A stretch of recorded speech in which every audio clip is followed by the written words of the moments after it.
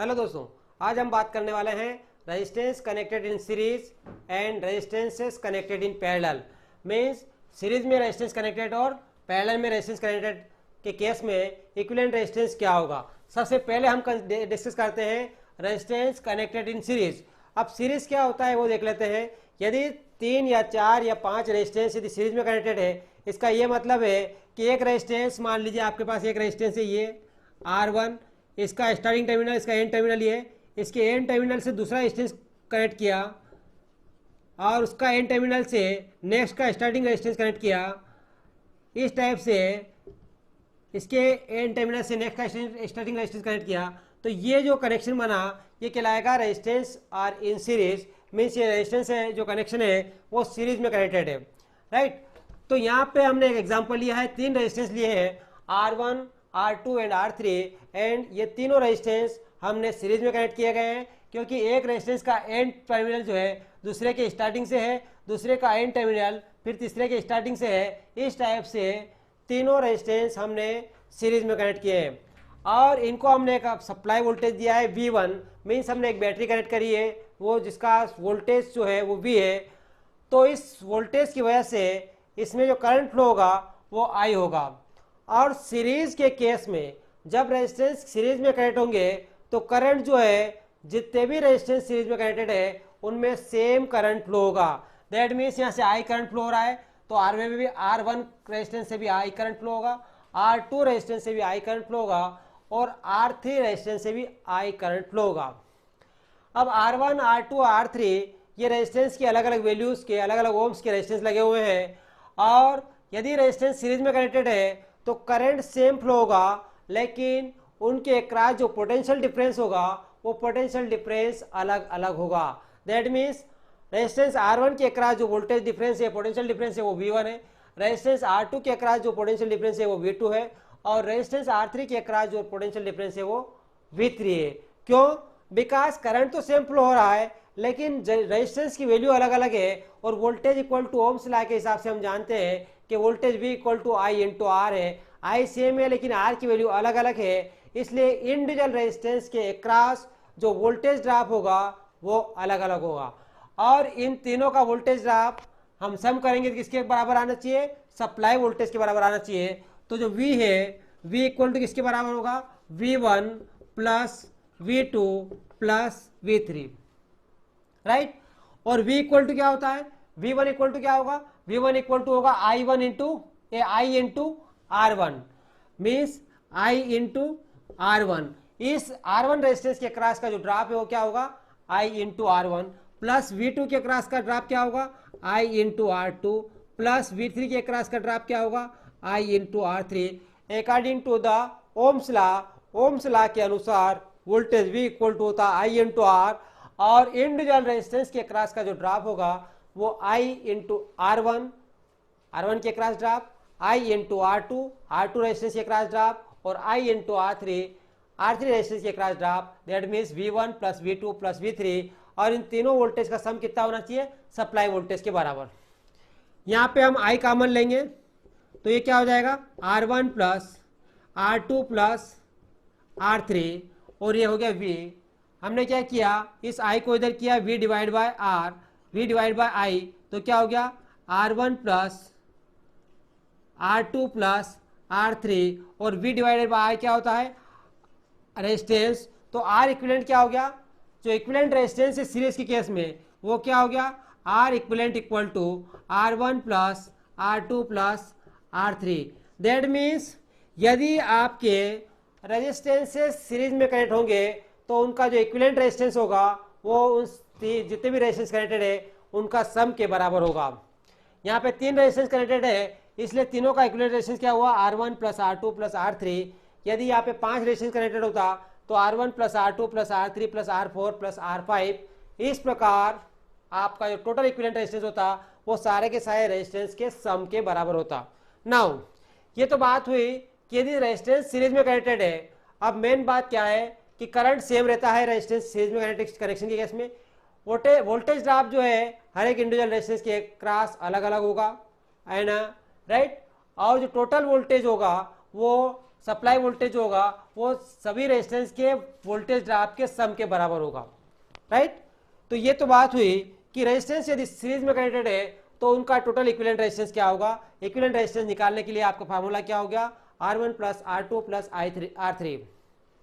Now अब हम बात करते हैं यदि रेजिस्टेंस पैरेलल में कनेक्टेड है तो, यानी यदि रेजिस्टेंस पैरेलल में कनेक्टेड है तो, रेजिस्टेंस यदि पैरेलल में कनेक्टेड है तो क्या होगा वो अपन डिस्कस करते हैं।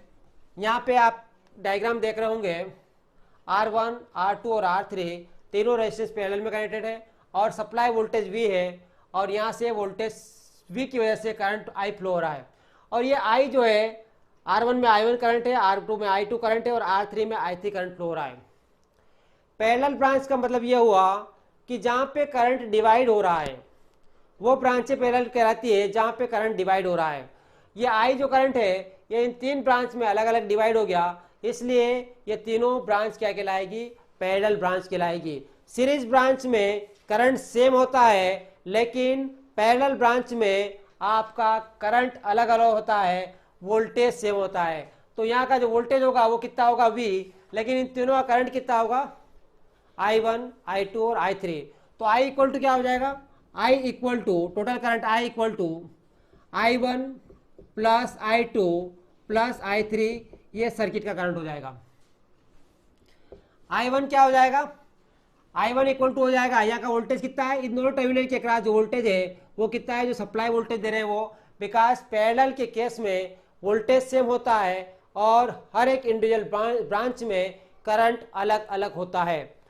नाउ I1 क्या होगा, I1 मीन्स इसका वोल्टेज डिवाइड बाय रेजिस्टेंस, तो V divide by R1 plus I2 means V divide by R2 plus I3 means V divide by R3, और ये हो आपका I, ठीक है, करंट आपका I। यहाँ पे क्या हुआ, V कॉमन ले लिया, 1/R1 plus 1/R2 plus 1/R3, ये आपका हो गया करंट I। अब मैंने क्या किया, I डिवाइड बाय V कर लिया, तो क्या हुआ 1/R1 plus 1/R2 plus 1/R3। V divide by I होता है R, तो I डिवाइड बाय V क्या होगा 1/R। तो टोटल इक्विवेलेंट रेजिस्टेंस क्या हो जाएगा यहाँ का 1/R equivalent equal to 1/R1 plus 1/R2 plus 1/R3। That means यदि सर्किट का इक्विवेलेंट रेजिस्टेंस आपको निकालना है पैरेलल के केस में, तब आपका इक्विवेलेंट रेजिस्टेंस होगा 1/R equivalent equal to 1/R1 plus 1/R2 plus 1/R3, right. यदि हमारे पास केवल दो ही रेजिस्टेंस होते पैरेलल में तब R3 नहीं होता, तो R इक्विवेलेंट क्या होता है 1/R इक्विवेलेंट इक्वल टू क्या होता है 1/R1 प्लस 1/R2। इसको सिंप्लीफाई करते तो क्या होता है R1 into R2 upon R1 plus R2 equal to 1/R equivalent. इसको उल्टा कर लो, तो इसको उल्टा करेंगे तो R इक्विवेलेंट क्या हो जाएगा, यहाँ पे आएगा R2 plus R1 divide by R1 into R2। तो R इक्विवेलेंट को उल्टा करेंगे तो यहाँ पे क्या आ जाएगा R1 into R2 divide by R1 plus R2। तो आपके दो रेजिस्टेंस यदि पैरेलल में है तो फार्मूला क्या हो जाएगा R1 into R2 upon R1 plus R2। और यदि दो से अधिक रेजिस्टेंस पैरेलल में लगे हुए हैं तो उसका इक्विवेलेंट रेजिस्टेंस निकालने के लिए फार्मूला क्या हो गया आपका 1/R equivalent equal to 1/R1 plus 1/R2 plus 1/R3। ये फार्मूला है टोटल इक्विवेलेंट रेजिस्टेंस निकालने का यदि रेजिस्टेंस जो है वो पैरेलल में कनेक्टेड हो तो।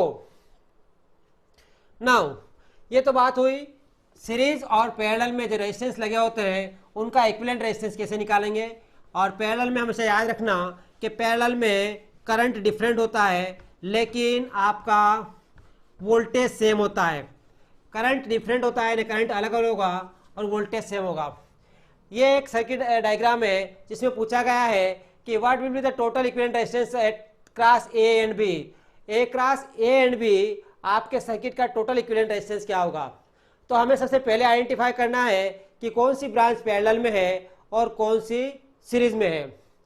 तो यदि आप इसमें आइडेंटिफाई नहीं करें तो सिंपल सा एक अनुमान लगाइए कि यहाँ पे हमने एक करंट सोर्स लगाया है ए और बी के बीच में, और ये करंट प्रोड्यूस कर रहा है आई, ये करंट जो है यहाँ डिवाइड हो गया, मतलब ये दोनों ब्रांच पैरेलल हो गई, और ये करंट वापस यहाँ डिवाइड हो गया, ये दोनों ब्रांच क्या हो गई, पैरेलल हो गई।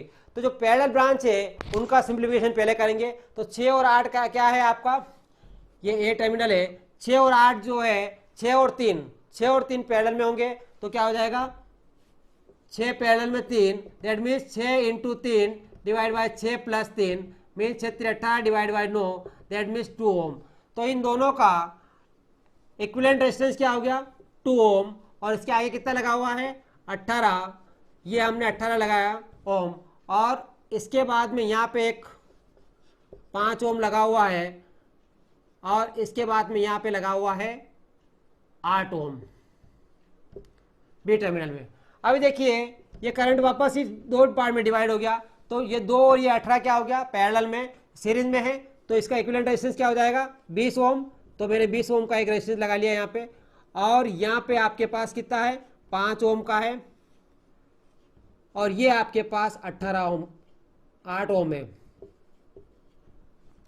ये ए है ये बी है। 20 और 5 क्या हो गए आर इक्विवेलेंट इक्वल टू 20 और 5 जो है वो पैरेलल में है, और इसका टोटल निकलेगा वो 8 के साथ क्या हो जाएगा सीरीज में हो जाएगा। तो 20 into 5 divide by 20 plus 5 plus 8, तो क्या हो जाएगा ये हो गया 20 पंजा 100 डिवाइड बाय 25 प्लस 8 25 100, तो 4 plus 8 equal to 12 ohm. That means इस सर्किट का जो टोटल इक्विवेलेंट रेजिस्टेंस आया वो कितना आया 12 ओम। इस प्रकार कोई सा भी सर्किट हो, सीरीज हो पैरेलल हो या सीरीज पैरेलल कॉम्बिनेशन हो, हमें उसको इसी प्रकार सिंप्लीफाई करना है और टोटल इक्विवेलेंट रेजिस्टेंस निकालना है। फॉर एग्जांपल इसी सर्किट में पूछता, यहाँ पे वोल्टेज देता, यहाँ पे बैटरीज लगाया था वो एक 10 वोल्ट की या 20 वोल्ट की जो भी, और पूछता कि what will be the total current produce by this 10 volt source. इस 10 वोल्ट सोर्स से कुल कितना करंट प्रोड्यूस कर रहा है बैटरी, तो हम क्या करते हैं टोटल इक्विवेलेंट रेजिस्टेंस बाहर निकाल दिया, तो 10 डिवाइड बाय 12 ये होगा जो सोर्स जनरेट करेगा वो करंट है ना। इस प्रकार से करंट भी फाइंड कर सकते हैं, किसी पर्टिकुलर रेजिस्टेंस के क्रॉस हम पोटेंशियल ड्रॉप भी फाइंड कर सकते हैं, और इंडिविजुअल ब्रांच में करंट भी फाइंड कर पाएंगे। किरचॉफ्स करंट लॉ यूज करके या किरचॉफ्स वोल्टेज लॉ यूज करके भी आप करंट निकाल सकते हो, राइट। इस प्रकार हमने आज देखा सीरीज एंड पैरेलल कनेक्शंस का, और कैसे सीरीज और पैरेलल कनेक्शन को हम निकालेंगे और उसका कैलकुलेशन करके इक्विवेलेंट वैल्यू कैसे फाइंड करेंगे। Thank you.